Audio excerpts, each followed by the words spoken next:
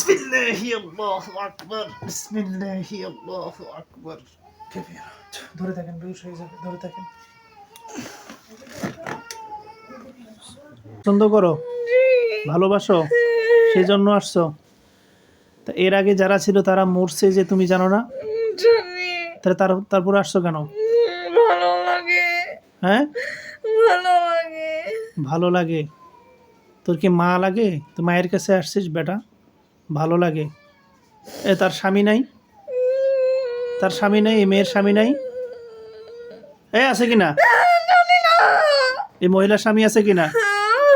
আমি জানি না। তার বাচ্চা নাই?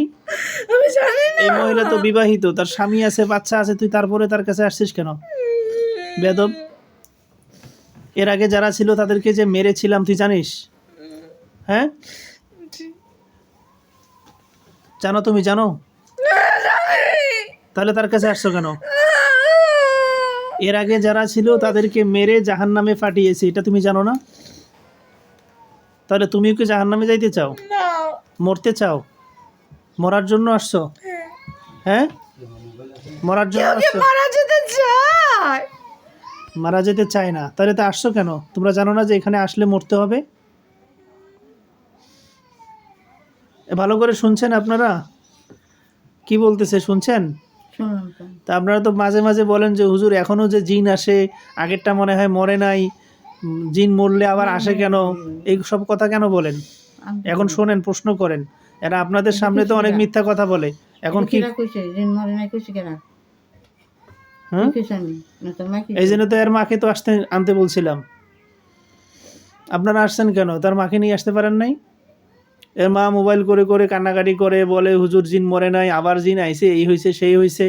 এ বলছে ঠিক আছে, রুগীকে নিয়ে আসেন, জিন মরছে কিনা এটা প্রমাণ করে দেখাবো। এখন জিনে, এটা কি আমার কথা না? আপনার বৌমাই বলতেছে, আপনার বৌমার শরীরে জিন আসিয়ে বলতেছে, নাকি আমি মানায় বলতেছি? আপনাদের ধৈর্য কম হলে তো জীবনে রুগীকে সুস্থ করতে পারবেন না। চিকিৎসা কি এত সোজা? চিকিৎসা কি এত সোজা যে আপনি বললেন আর রুগী ভালো হয়ে গেল? টাকা কি আমাদেরকে এমনি দেন আপনারা? যাও, রুগী ভালো থাকবে, সুস্থ থাকবে, তোমরা চলে যাবে, আমি তোমাদেরকে কিচ্ছু করব না। রুগীকে ডিস্টার্ব করবা, রুগী অসুস্থ থাকবে, তোমরা আসবে, ডিস্টার্ব করবে, তোমরা যাইতে চাবে না, আমার বাধ্য হয়ে তোমাদেরকে মারতে হবে, হত্যা করতে হবে। এবার বলো কোনটা করবা? সেই দোহার ঢাকা থেকে আসছে, আমি এত সহজে তোমাদেরকে ছেড়ে দেব? সেই মানুষ আমি না। তাড়াতাড়ি বলো, যাইতে চাও? চলে যেতে চাও? এখনো সময় আছে, বলো তাড়াতাড়ি, চলে যেতে চাও নাকি যাবে না?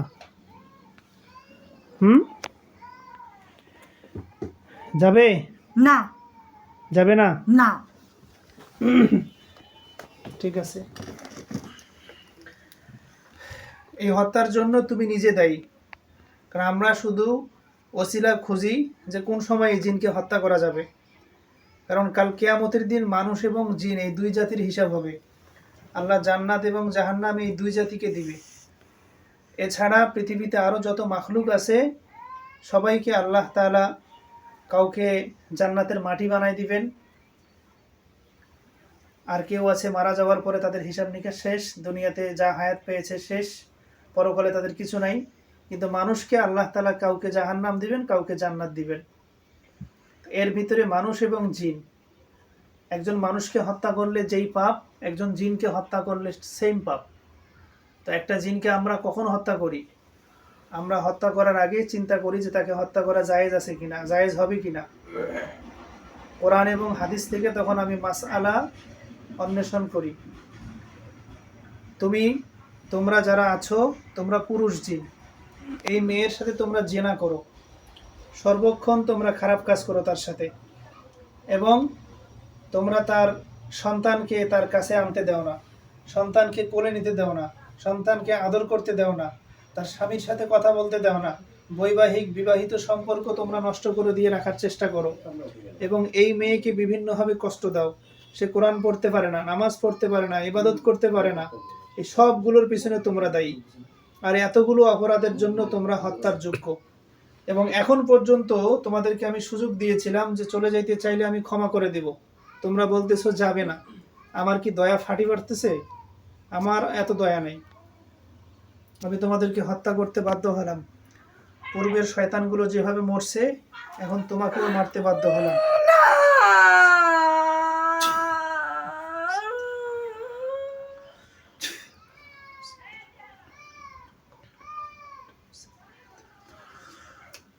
একটু ধরে থাকে না, বেহুশ হয়ে যাবে।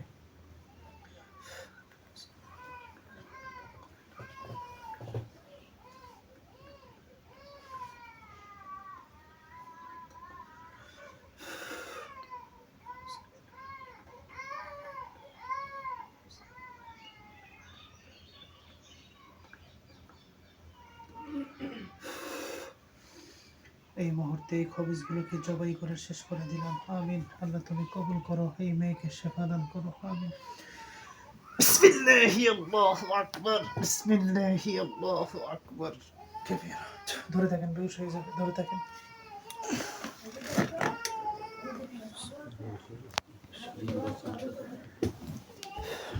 শয়তানগুলোকে জবাই করে ফেলেছি আলহামদুলিল্লাহ। রোগী এখন বেহুশ হয়ে পড়ে আছে।